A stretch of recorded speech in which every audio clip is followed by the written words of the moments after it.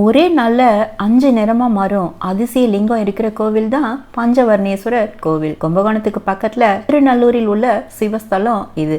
அகத்தியருக்கு சிவன் பார்வதி திருமண கோலத்துல காட்சி அளித்த இடம் இது. சிவன் கல்யாண சுந்தரேஸ்வரர், அம்பாள் கிரி சுந்தரி. மூலவருக்கு பின்பக்கம் சிவன் பார்வதி திருமண காட்சி சிற்பமா தெரியுதுங்க. சுயம்புலிங்கம் ஒரு நாள்ல தாமிரம், இளம் சிவப்பு, பொன்னிறம், உருக்கிய தங்கம், நவரத்தின பச்சைன்னு 5 நிறமா காட்சி அளிக்கிறார். கோச்செங்கச்சோழன் கட்டிய மாட கோவில் இது. அப்புறமா உத்தம சோழன் காலத்துல கற்றளியா மாற்றப்பட்டது. கல்வெட்டுகளின்படி நல்லூர் பஞ்சவன் மாதேவி சதுர்வேதி மங்கலம் அழைக்கப்பட்டது. இங்க இருக்கிற நடராஜரின் வெண்கல சிலை நவ தாண்டவத்தில் ஒரு நிலையா பார்க்கப்படுதுங்க.